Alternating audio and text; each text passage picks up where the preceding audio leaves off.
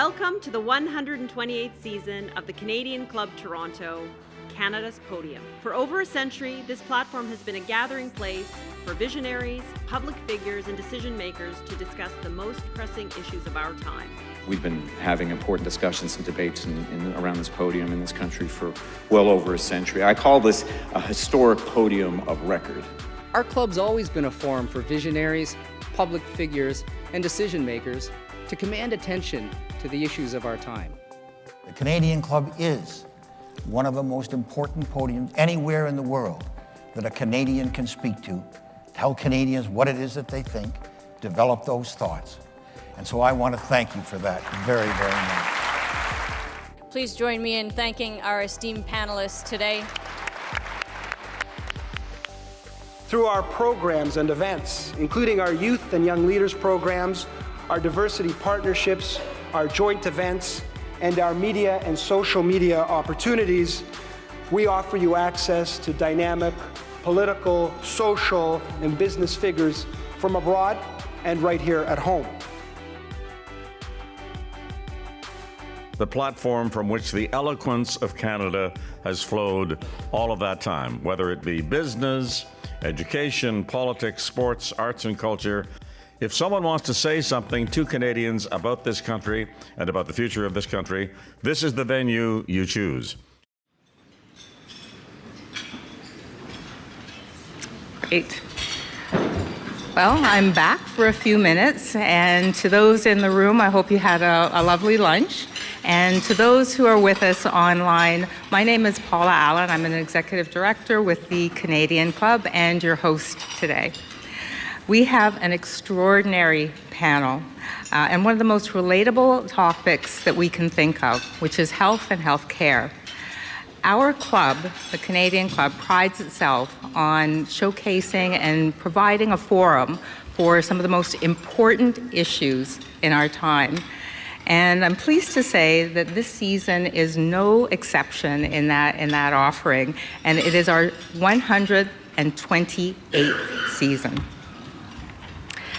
Our ability to offer these events is based on your support, but also our sponsors. The Canadian Bankers Association is our season sponsor, as they have been for many years. Air Canada supports the club's official transportation as our airline sponsor, and the Canadian Forest Trust Corporation has partnered with us yet again to reduce our carbon footprint by planting a smart forest in our name. And thank you to our sponsors for all their support.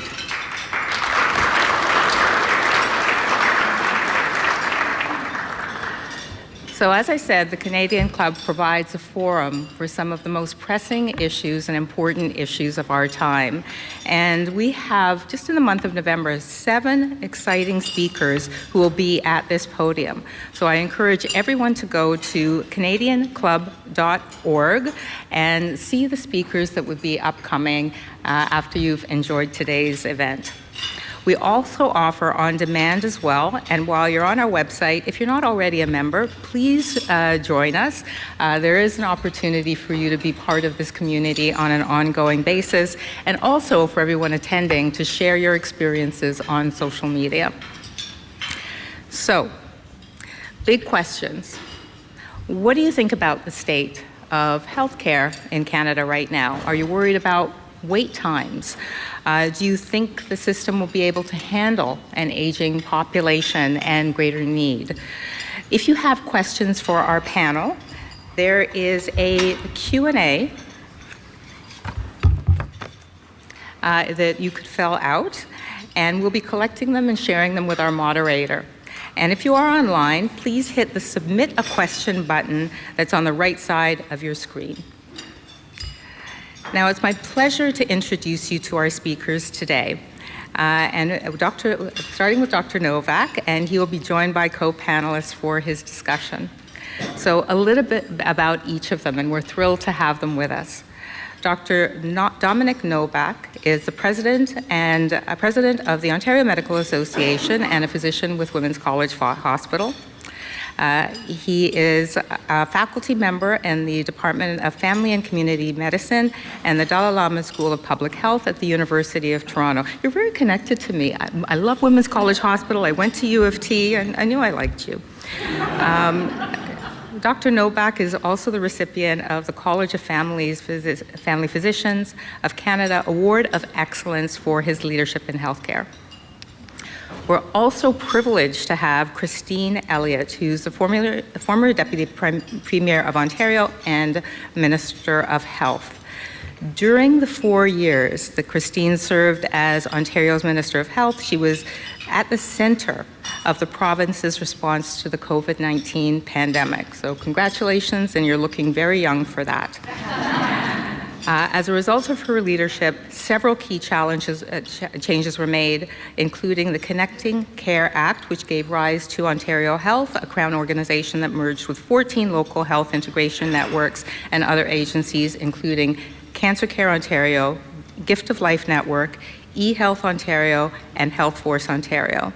And Christine is now with Fasken Health Law Group and also served as Ontario Deputy Premier from 2018 to 2022, and was Ontario's first patient ombudsman between 2016 and 2018. Dr. Lisa Richardson is a general internist at the University Health Network and an internationally recognized leader in Indigenous health equity. She serves as Associate Dean, Inclusion and Diversity, and Acting Dean, Strategy at the University of Toronto. It keeps coming back, it's good. Temetry Faculty of Medicine. A strong advocate for Indigenous health, and Dr. Richardson has developed educational frameworks and clinical models that improve the understanding and care of Indigenous patients. Her leadership in Indigenous medical education is felt globally as she works tirelessly to bridge the gaps in healthcare across healthcare access and outcomes for Indigenous communities. And we also have, this is a pretty powerful panel, as you're seeing. We also have Dr. Andy Smith, who is the president and CEO of Sunnybrook Health Sciences Center. For the past 7 years, Dr. Smith has been president and CEO of Sunnybrook Health Sciences and leads over 12,000 staff, physicians, researchers, and learners with an annual budget of $1.4 billion and many returns on investment for that. He previously served as Sunnybrook's executive vice president and chief medical executive. He serves as the immediate past chair of the Toronto Academic Health Sciences Network and serves on the board of directors of Orange, Public Health Ontario, Healthcare Can, and Toronto Innovation Acceleration Partners. And last but certainly not least is our moderator for today, Mercedes Stephenson. Global News is Ottawa Bureau Chief and the host of the network's flagship national political affairs program, The West Block. So my pleasure to firstly introduce you to the podium, Dr. Novak.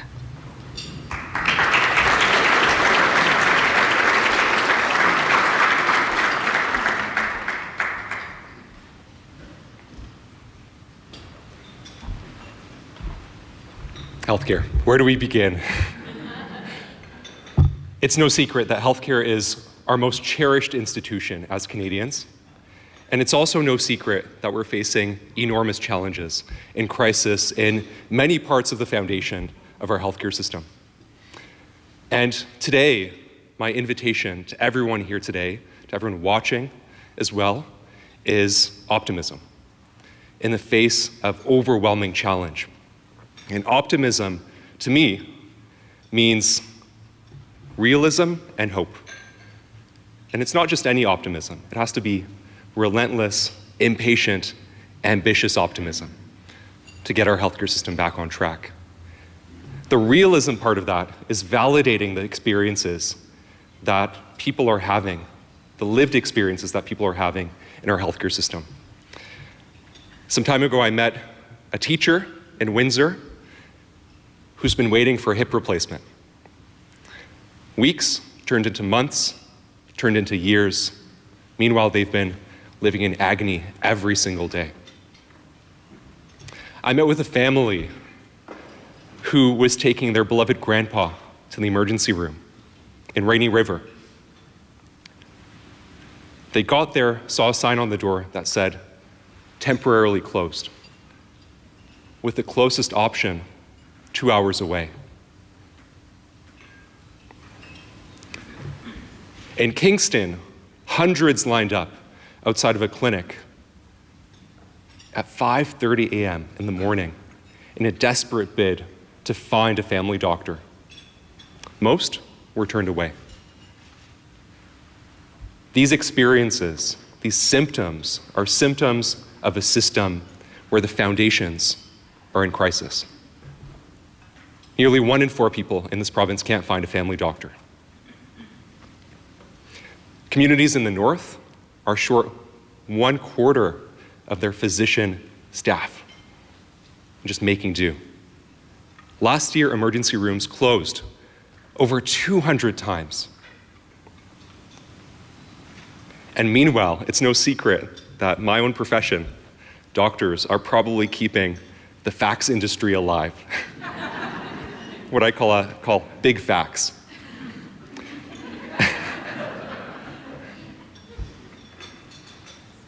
And we're spending 19 hours a week on unnecessary administration, paperwork, just chasing down the bureaucracy of the healthcare system. And what that looks like is chasing down, advocating for our patients for that one referral, for that one CT scan, because they need it.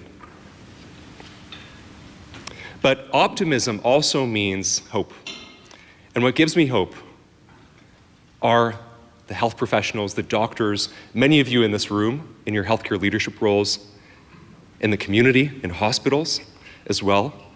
You're advocating fiercely for your patients, for your communities, for our loved ones, for our families, to get the care they need, even during a time of significant challenge in our healthcare system and in society.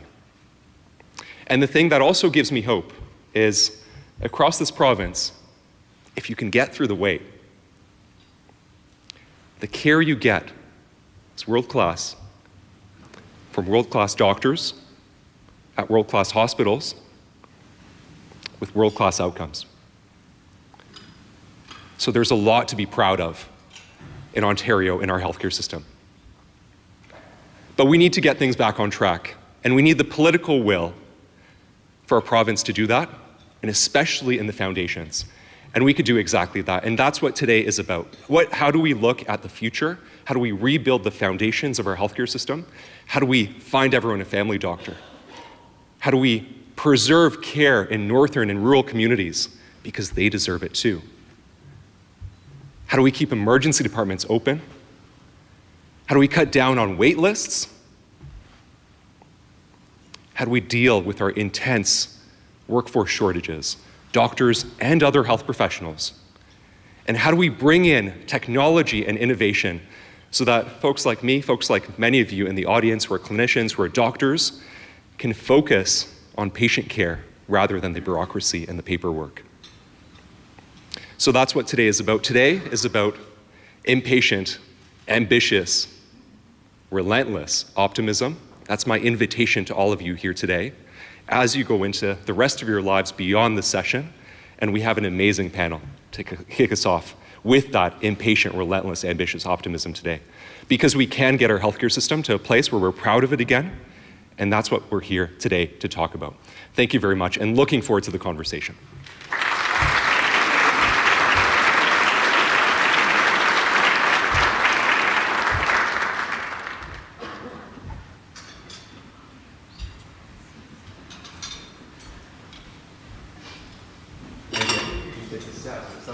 Yeah, I think so. All right.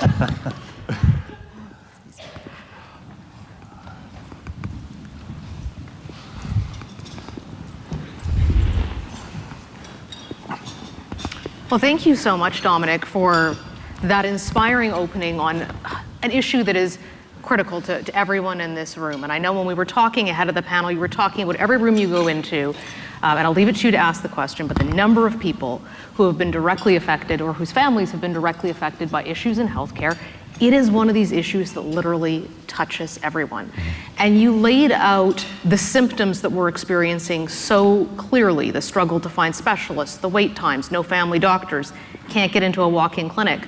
I wanted to start today by asking each of you if you could give us a bit of a brief synopsis of the problems that are causing that, because we want to focus on solutions, but we have to lay out, I think, what those exact mechanisms are that are failing in the system now so we can look at how to change them. Do you want to start, Andy?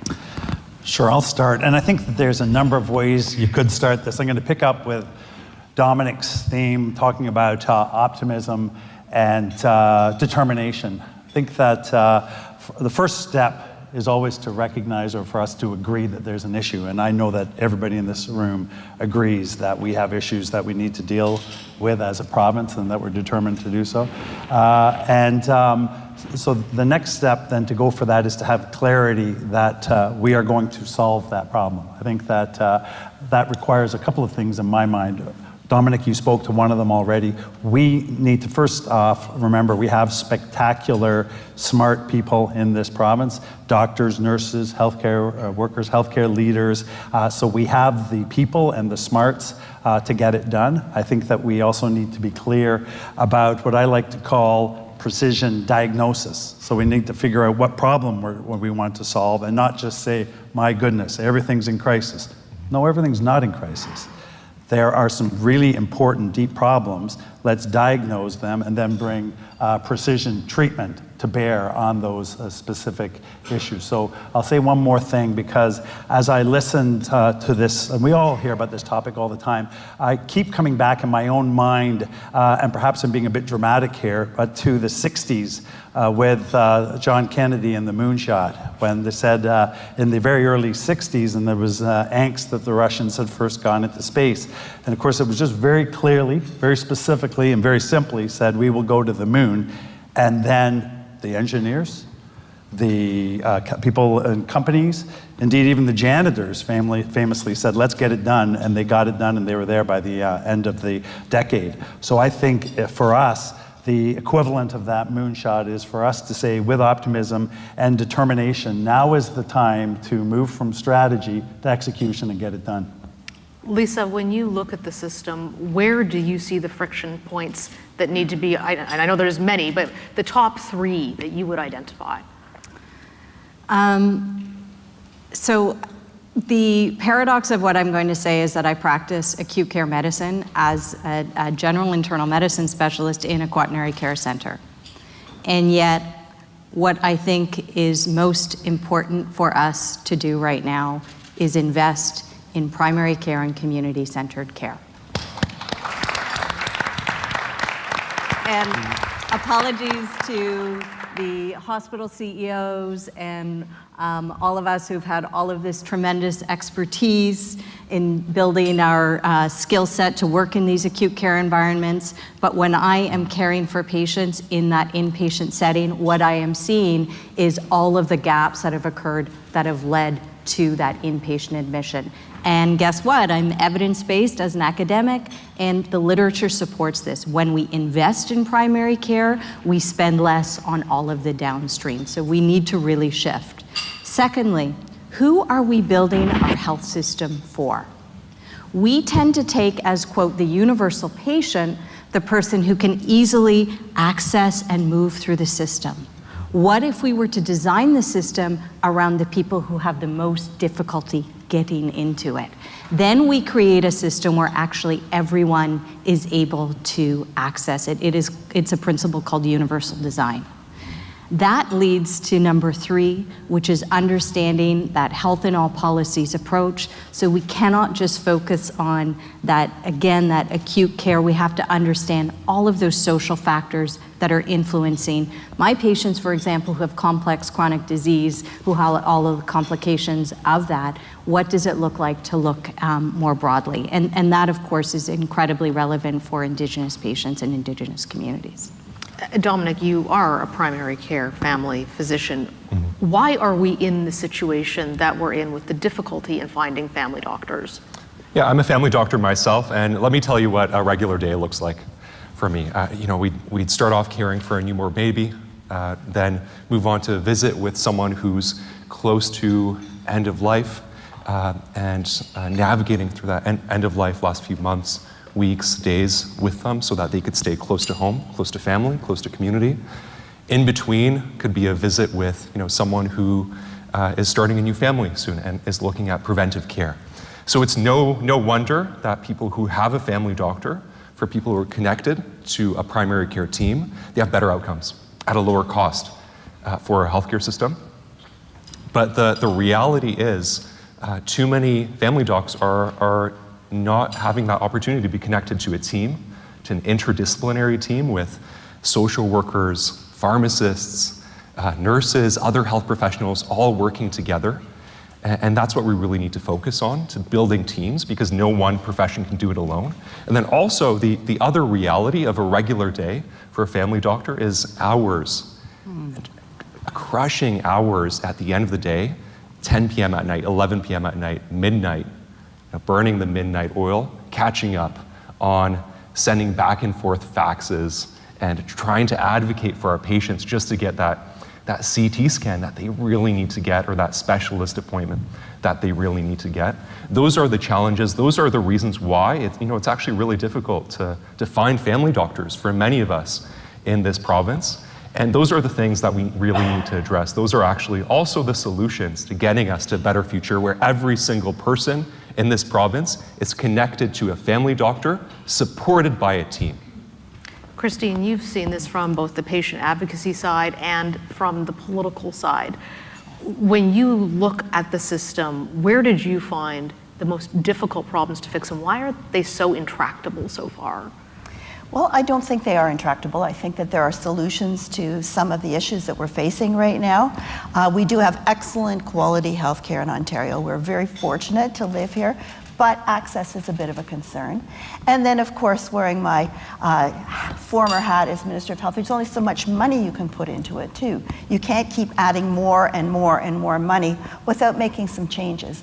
But I think what's really interesting is the way the public's perception around that has changed in the last few years. I think part of it was due to COVID, when we had to do things differently. And it's even accelerated since COVID that people are willing to look at innovation in healthcare in all its forms. And just by way of example, take a look at what the government is doing now by granting out volumes of procedures for diagnostic procedures, CTs and MRIs, as well as hip and knee surgery, endoscopies, and that sort of work. If you'd said that 5 years ago that we were going to do that, there would have been a huge public outcry. But you'll note that now people are enthusiastic about it. And there's been a major study that's been done by Navigator quite recently that talks about the way the public perception has changed, and that people are ready for that innovation, and they're looking for, I think, the political will to do it. I think people are ahead of the politicians in this, as in so many other things. But that's where we are right now. When we talk about that innovation, Alex, there's always the comparison immediately, pardon me, Andy, to the American system, which is next door. People are afraid of privatization, and they tend to associate that immediately with innovation. Is that the kind of innovation we're talking about? What kinds of innovation would be useful in the system right now? So I think that first of all, the overarching concept is where we are right now is not the time for status quo. It's not the time for saying, let's just work harder, doing it the same way. And I think that we do need to be very open to innovation. So you mentioned the American system, and you talked about privatization. I think that a lot of times when we have that conversation, it's important to define a few things. So first of all, we know that 1/3 of the healthcare spend in this province actually is private money already. And secondly, it's really important to distinguish between private care delivery and private pay, or sometimes it's both, sometimes it's one. So in terms of innovation, one of the ones I want to do a shout out for, just to show that we as a system are not sitting on our hands on this, with support from government and from many people, we had a really, really long wait list in a key area. Dominic told the story, so I'm going to make this one really short. But we had a 3-year waiting list for people who couldn't hear. We do very specialized surgery at our hospital, something called cochlear implant. And 3 years, and we looked at the waiting list and said, what about that lady? Well, she's 79. She is in a socioeconomically challenged part of our city at Mount Pleasant and Eglinton, lives on her own, bit of mild cognitive impairment. And she couldn't even watch Netflix. All she could do was sit in her house, basically, and it's sort of the end of the pandemic. That's like solitary confinement. We should be outraged at that. And a 3-year wait list to get the hearing done. So with creative executives, Rue Tagger's in here somewhere, and great support from the government, we said, well, the way to get this done is to work with a private provider. And we did that, and people, of course, as the government says, paid with their OHIP card. We controlled the wait list so that equity was taken care of. It was an absolute top concern. And there is no wait list in that area now, or at least it's under significant control. So, working with that provider, ClearPoint, was a spectacular example of us being nimble in a Canadian way, never, ever losing sight of the fact that I think we cannot lose sight of two things, critical. One is universality, and one is equity. And these things are not, they're not incompatible with the notion of being extremely creative. Now is the time to take some mitigated risks, never losing sight of equity, never losing sight of universality, but to get it done. Lisa, arguably our system, we talk about it having that now, but it doesn't have that for a lot of folks. If you live in a rural area, or remote area, if you are Indigenous and on your traditional land somewhere that is not near cities, which most of those locations are not, it can be extremely difficult to access care. So you're dealing with the shortage in the cities even where you have it, and then you have a number of communities where there are no doctors, they are fly-in or ice roads. How do you build a system going forward that truly is universal for the patient in a country like Canada? The big question. So one of the things I would note is that for First Nations, Inuit, and Métis people, even being in urban centers, the access to care is different. So we know from my colleague, Dr. Janet Smiley, who's an Indigenous epidemiologist and family practitioner, her data demonstrates that people are less likely, much less likely to be attached to a primary care physician. And guess what? Much more likely to show up in an emergency department in the GTA. So this is an access issue that is beyond just geography. And so that's why we need to work very hard to look at who our system is designed for. So who are we recruiting and training into medical school? Who are we recruiting and training into other health professions? And how are all of our communities actually really delivering care in the community? So what are the Aboriginal Health Access Centers doing? What actually is occurring with community health workers in those remote First Nations? But to the point around innovation, I really think we need to not just think about innovation as the tech and the biotech. And in my role, of course, at the university, thinking a lot about bench science and the incredible innovations that we're producing at the science level, but also social innovation. So what does it take for us to think differently, to think outside the box? How are we leveraging AI for all of this, this paperwork that's intractable? How are we learning what we built through COVID around remote care, around virtual care, to actually deliver that high quality care to people no matter where you are, where you're not just accessing your primary care provider in community, but you can access the specialist support that you may need for your chronic disease as well. So I think thinking broadly, as Andy has said, thinking differently, not just about the science and the tech, but around how we design the system. Dominic, when it comes to people, and I know you're passionate about the patient and people, when you're thinking about the issue of our aging population and the elderly, the number who end up in hospitals that are overwhelming them, the numbers of people who are not able to access a family physician and as a result end up in the emergency rooms or severely ill because they're not seen. Where, if you could wave your magic wand, and how would you make those changes? Yeah, I think it's already come up today in finding everybody a family doctor, finding people primary care, supporting that. But how do you do that? Where do those doctors come from? Yeah, and that's where it's not any one profession by itself, right? So I'm a family doctor who still does home visits, right, for people who can no longer make it to our office, usually older adults as they get into their last maybe years, maybe months, maybe weeks of life. And that kind of care really makes a big difference for people. And we need to be really focusing on, I think the fatal flaw in Canadian healthcare is a system that's been established around focusing on the acute care. So we do acute care very well, right, in our healthcare system. How do we refocus that and rebuild so that care is really focused in the community and family practice, in those offices that are seeing people and keeping people healthy? And that's where I'm really optimistic around some of the announcements recently. Dr. Jane Philpott in leading a primary care action team. I think that's an ambitious move by this government, supporting medical students who choose to do family practice with full tuition supports. Again, another ambitious move by this government. And what I'd like all of us to see is let's give government that opportunity to continue down this path, right? To continue to embrace healthcare as a core of its mandate, including politically, and rebuilding confidence in our healthcare system as a core of its mandate. And to continue to say something like, look, Dr. Philpott is an important announcement. These announcements are important. What's the 30-day plan? What's the 60-day plan? What's the 90-day plan? Not what's 5 years from now, because people are facing these challenges right now, including older adults who, I'm meeting older adults all the time who need a family doctor badly, but can't find one in this province. Andy, I know you want to respond. I did want to respond and actually pile on in a positive way.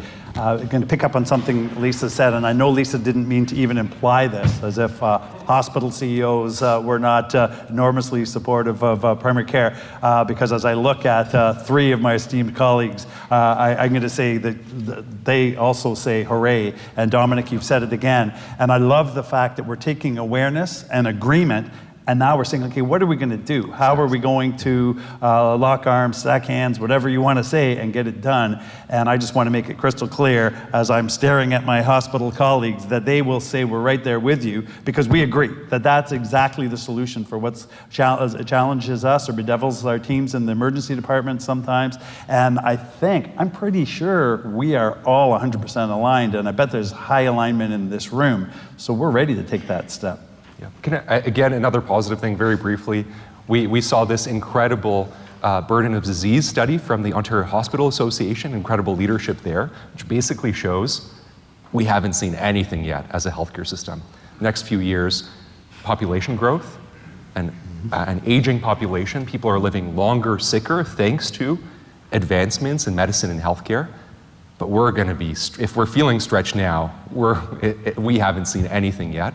So how do we work together as Team Ontario? And I'm seeing signals and leadership, including from the hospital sector and hospital leaders in the room, that primary care is the place where we all really need to build up and support as Team Ontario, as Team Canada.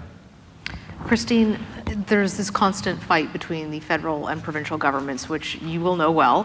The provincial governments say, we need more money. The federal government says, we gave you a bunch of money during COVID. They say, well, yeah, that was COVID. It's over now. The federal government also made some pretty significant promises that they've not been able to deliver on, for example, recruiting primary care physicians and family doctors, saying that they were going to produce a large number of them, and we haven't seen that change. So in particular, when it comes to the politics, and I want to talk to you too about the bigger question around this of money, but when it comes to politics of things like primary care that are so clearly in the province's ballpark, why do you think we're not seeing significant policy change, recognizing, by the way, the changes with the fees for medical students, if I could talk today, we need more coffee, medical school students who are not going to have the same bills anymore, but that's still, there's a limited number of slots for residencies. There's a limited number of people who can actually be brought into the system. Well, I think federal and provincially, they still have to work out the relationship, recognizing that the province is supposed to be in charge of the delivery of healthcare, but there is the health transfer, that the money that does come from the federal government. They've put some boundaries on that, wanting to have more data, and I certainly support that. Dr. Jane Philpott has been really a leader in that area as well, since she is the one that is in charge of building the Ontario Big Health Data Bank. which is going to be really important for researchers to have access to improve our healthcare by looking at the data, looking at what works and what doesn't, so that we spend our health dollars better. So there's more work that needs to be done on that. And I think that there's going to be that kind of jostling back and forth, but I think that it seems to be settling down a bit, that there is that relationship that's building.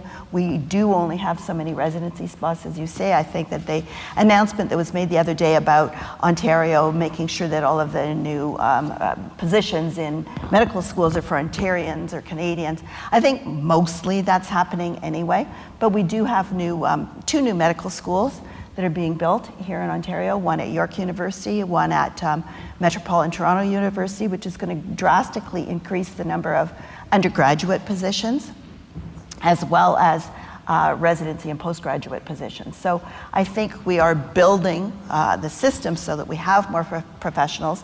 We also need nurses, nurse practitioners, personal support workers. We need everybody. And so there are a number of programs that are underway. One of the problems was during COVID that you could create more spaces, more hospital beds, but we didn't have the nurses to work there. So we were working with a very limited number of hospital beds, and that's where we were moving people around on a daily basis. And Andy, you would know about that because you work with Orange, working with Dr. Homer Tien, who did a wonderful job of using every single hospital bed that we had in the province of Ontario to make sure that we could get there. And I would say also working with First Nation communities in fly-in communities, working with the leaders of the First Nations groups to build that level of trust, especially when we got to vaccinations. I think all of that was really important, and it's really positive for us as we start to build those relationships, maintain them, and advance care to everybody in the province of Ontario, not just the people that are in the GTA. Lisa, when you look at the system and the changes, you were talking about the fact that obviously as an acute care physician, you're in the hospital, but pushing that care out, one of the things that I hear from average Canadians, because our viewers are not doctors, they're not in the medical field, they're not senior people at hospitals, is even if I don't have a primary care doctor, I would go to a walk-in clinic, but I can't even get into one because they're filled up by 9 a.m. Dominic talked about the lines. That's a common experience. They're not open later in the day. If you are somebody who has a minimum wage job, you are not able to go and stand in line and wait to be seen during your 8-hour workday. So practically, how does it look that we push care back from the hospital, back from those emergency situations to get people seen in the community beyond? I mean, we're all in agreement, there needs to be more people, it needs to be done more, but I think it's the how that there's the question around. Yeah, so I think, and I should say that I do practice acute care medicine, but I do a lot of work at the community level. So during COVID, we saw incredible innovation amongst our Indigenous communities. So I worked with Anishinaabe Health Toronto, for example, and there was a realization that Indigenous folks in Toronto were not going to be coming into the large vaccination centers. So let's create a mobile unit to actually go into communities where in the GTA where there are high numbers of Indigenous peoples and actually do testing, COVID testing there, and then that moved into offering vaccinations, and then it moved into, well, while we're here and we're doing the swabs for COVID or vaccinating for COVID, wouldn't it be great to have a nurse practitioner or a primary care provider actually in that bus, and then let's actually have people have access to elders and traditional healers. So it became a beautiful, holistic model that actually was created by a community health center who knew the needs of clients, and then actually pushed that care out. The interesting thing about that model of that bus is I had many non-Indigenous peoples say to me, "Oh, can I get my care there?" Like, it just feels really good. It's a great experience. I feel respected, cared for. There's the time that's required. So an example, what is the teaching in that? Actually looking to the communities, looking to those who are needing the care to provide that input and solutions around what's required. I think the second big piece around that is what does design look like? Who are we designing the care system for? So to your point, Mercedes, if we have hours of availability and we're excluding so many people, how do we actually use our model of social innovation to say, we gotta change things up. We have to actually get that input to ensure that we're designing that system to meet the needs of those who are most excluded by it. Dominic, go ahead. Yeah, I do want to show some love to Sarah Hobbs, the CEO of the Alliance for Healthier Communities, and then also family health teams in this province. I've met with thousands of doctors in the last few months. Some of the happiest doctors are in teams, right? And teams are already leading this work. They're leading it with co-design. They're leading it with lived experience and patients, at the center of what that care journey looks like. And teams make for happier doctors. Right, so when we ask the question, how do we move care into the community? A big part of that is how do we make practicing medicine, other health professions in the community joyful again? How do we bring joy to the care? Right now, it's a bit of a grind, right, with the paperwork, the administration, with everything that our health professionals are experiencing. But a big part of this will be, let's make it joyful again. Let's surround them with a team. There are groups that are doing this well, like many of the groups that Sarah Hobbs, the CEO of the Alliance, leads. And we can get it done, right? And it'll take ambition from the government in rapidly expanding teams to get everyone connected to primary care, to a family doctor in this province. That's what it takes. We're doing it in some places. Let's make it happen all over the province. Christine, and then Andy. Sure. We do need more care in the community. There's no question about that. And I'll just bring up mental health and addictions issues. That so many people end up going to hospital by default when they're in a crisis because they don't have any other place to go. And there is a project that's underway right now. It's being built in York Region. It's a mental health hub. For anybody that's in crisis, they can choose to go to the hub or they can go to the hospital, because what often happens in hospital is they may be given, if they're formed, then they have to stay. If they're not formed, then they are maybe given some medication. When they're feeling a little bit better, they can leave, but they don't necessarily get the community supports that they need.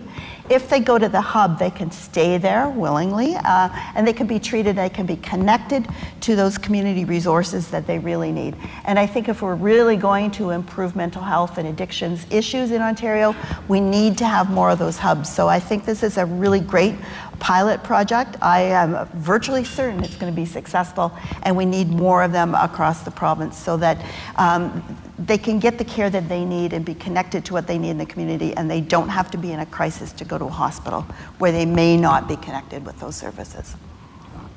So I think as I listen to the conversation, what I'd like to pick up on is how do we get it done? And I think a good place to start with is recognizing that there have been examples where we have done it. For me, one of the most poignant ones was during the pandemic, when early on we realized with vaccination there was egregious inequity such that vaccination rates were high in places that had high socioeconomic status and low rates of COVID. And conversely, vaccination rates were low in places with sky-high COVID rates and low socioeconomic status. Egregious inequity. We were able to, our province is not that big. We had data, we knew the regions, we knew where the tough buildings, for example, were the challenging neighborhoods, where, as Lisa pointed out, you can go in. We readily recruited the teams, and there was a lot of joy at that time that went in and corrected that problem, and I'm talking at scale, in a very significant way. So that's an example of what it can look like, and what we need to do is make sure that we are resourced and working as a team to do that in our individual patches. So I work in North Toronto, about 250,000 people. There's fantastic partners in the community, primary care, community health center, home care, of course working in the ecosystem with hospitals.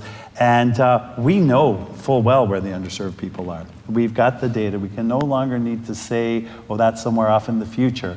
But I think the rigor, the discipline of doing that, of shining a spotlight on where the challenges are, who's doing it well, and copying that is where we need to go. And I will say, please sign me up to the chorus of people saying that this has to start with primary care. We can pick that 250,000 spot and say, that's how many docs, or this is what the team would need to look like, including community health center, including primary care, and this is what the expectations would be on the team in the community and the hospital.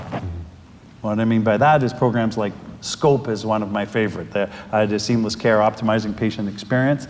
The idea that the docs and primary care nurse practitioners in our area, 280 of them,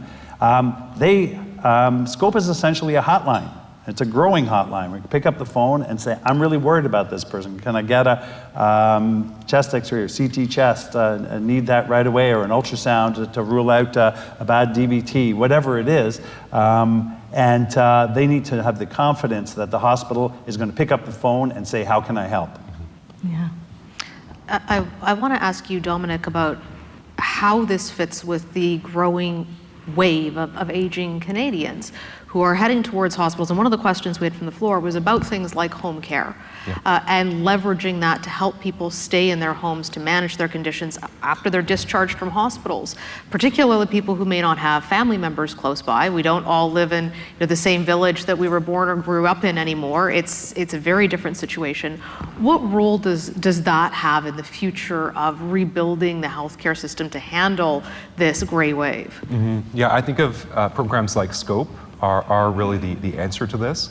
I was a family doctor. Before I joined Women's College Hospital as a family doc, I was a family doctor in the community, in a regular community clinic, not connected to a team. It was a little bit lonely too, right? As a family doctor, just practicing by yourself with a small group of other doctors. It felt unsupported. And SCOPE, when SCOPE came out, that kept me in practice, right? That kept me practicing there at the clinic. It made it realistic for me to have time-sensitive conversations with hospital colleagues to get people, that time-sensitive MRI, that consult that they needed badly, a conversation with the nurse navigator, right, around other supports, around income supports or other things that impact health.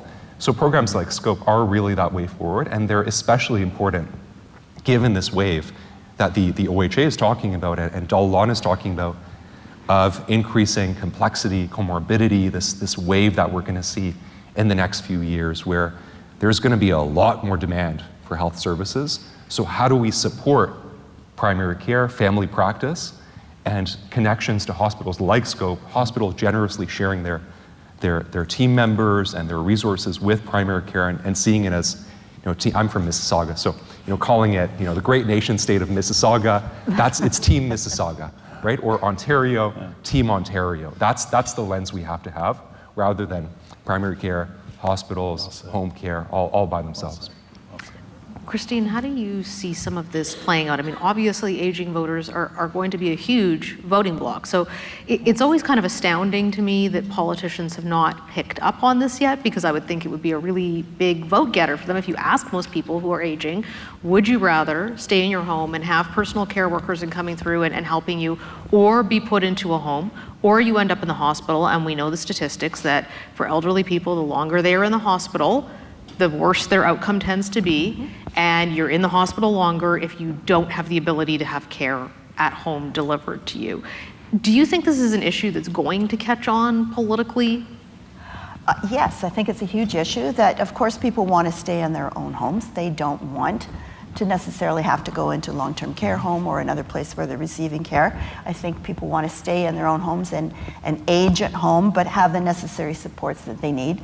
Right now, they're trying to integrate home care into the local Ontario health teams, which were created to make sure that they protected people and that people stayed within the healthcare system wherever they were. So often people, when they're discharged from hospital and maybe they're expecting home care, they don't get it in a timely manner, or they don't get the kind of home care that they need, and they don't even know who's providing the home care.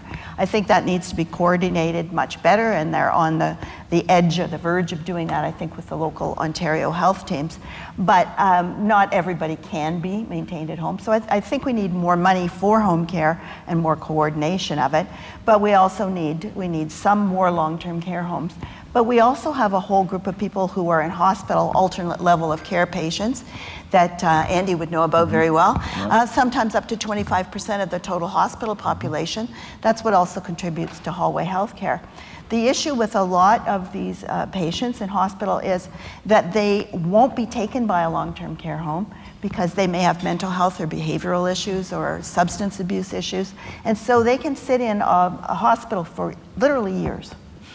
And so there are solutions out there, though.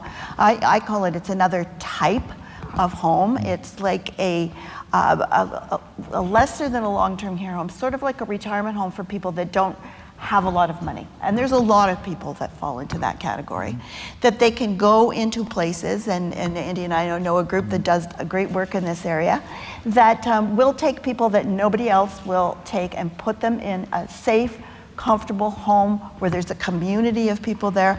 And the good news, I guess, when you're looking at it from a budgetary perspective, is it's a much lower cost, certainly much lower than hospitals, much lower than long-term care, maybe a little bit more expensive than home care, but not much. It's sort of based on the same sort of idea. Those are good solutions, I think, out there that a lot of people need. It satisfies a lot of conditions as far as government is concerned.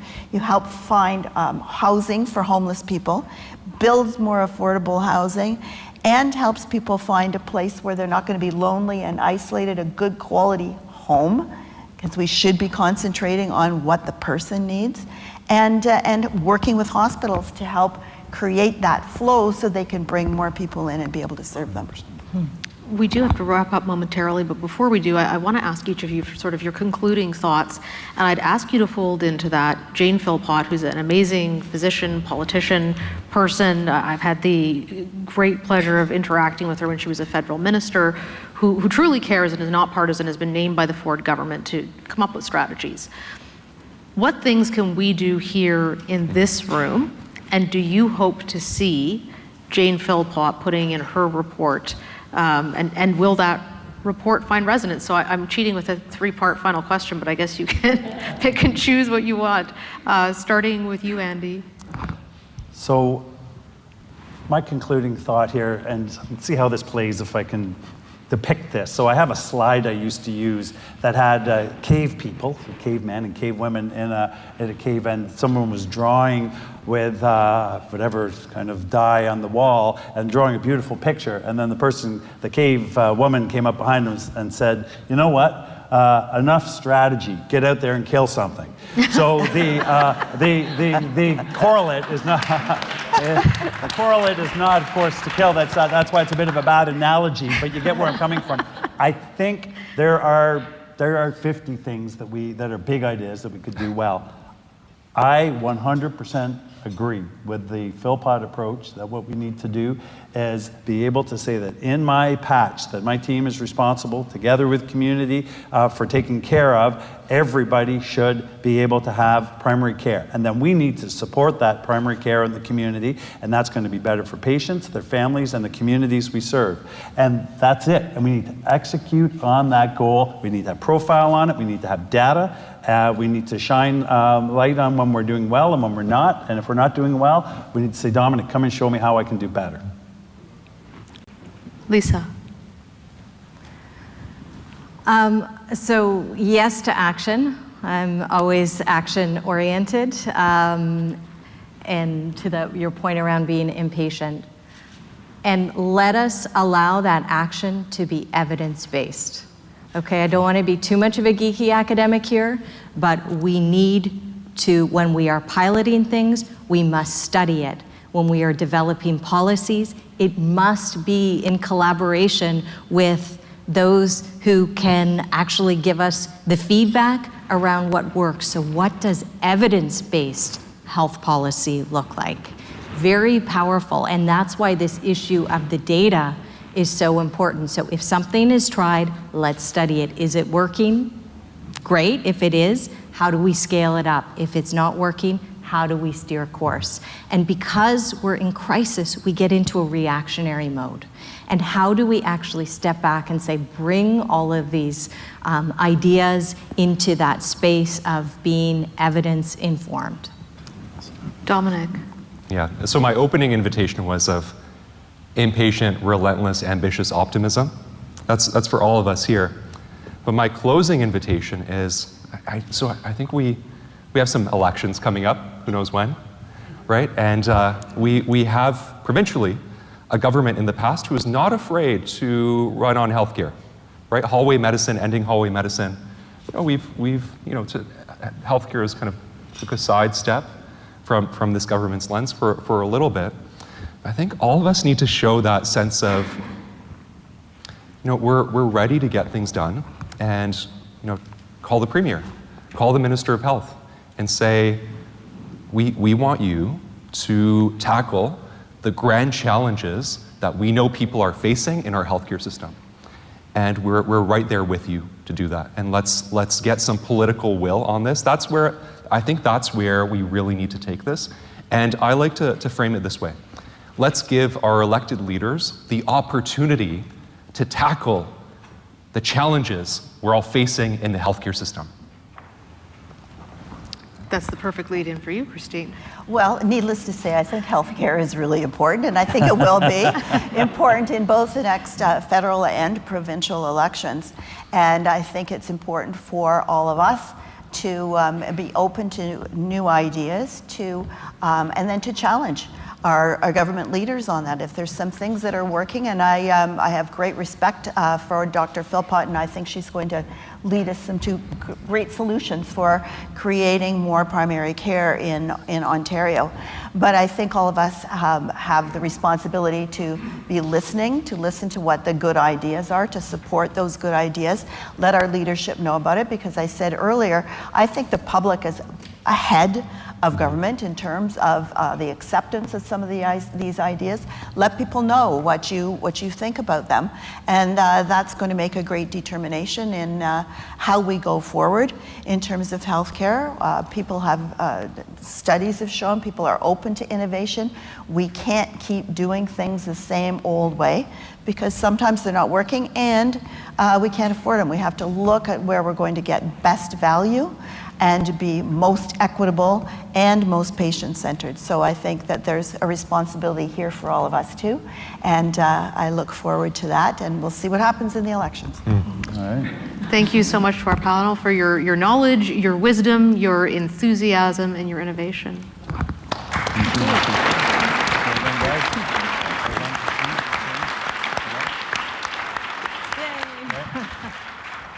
Great. This was a fabulous panel. You're clearly all very knowledgeable, empathetic, and definitely solution-focused. I mean, we heard about a number of things, about the pressures on acute care facilities, as well as individuals who are excluded, and we had solutions around community investment and design to sort of make sure that we meet the needs of the people who are the most challenged. We heard about family doctors and the pressures of family doctors and hours and advocacy and paperwork, and heard some solutions there, not the least of which is making sure their isolation is addressed. Mental health and the importance of integrating mental health and addictions, and some solutions that are preventing people from getting to health care. And long wait times, and very innovative strategies, partnering with the private sector, but making sure that the tenets of the Canada Health Act and our principles in Canada of universal access are not compromised. So thank you all. It was an inspiring talk. And Mercedes?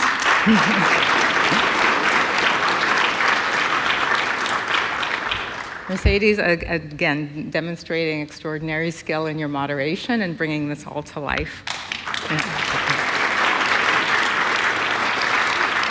Now, before we close, I'd like to invite you to join us for some captivating upcoming events. On Monday, November the 4th, we'll host the Ontario Minister of Finance, Honourable Peter Bethenfoley, who will provide a preview of the fall economic statement, something that impacts us all as well. Thursday, November 7th, we'll host Kimberly Murray, who is an independent special interlocutor for missing children and unmarked graves and burial sites. November 12th, we'll host Michael McCain of Maple Leaf Foods to discuss Bill C-69 and the perils of green hushing. On November 14th, leader of Canada's NDP party, Jagmeet Singh, will join us at the podium. And on the 15th, we will host Canada's Minister of Immigration, the Honourable Mark Miller. So a very packed month, and you are all welcome to join us again. So thank you all, and thank you to our panelists, and we hope to see you again at another event at the Canadian Club.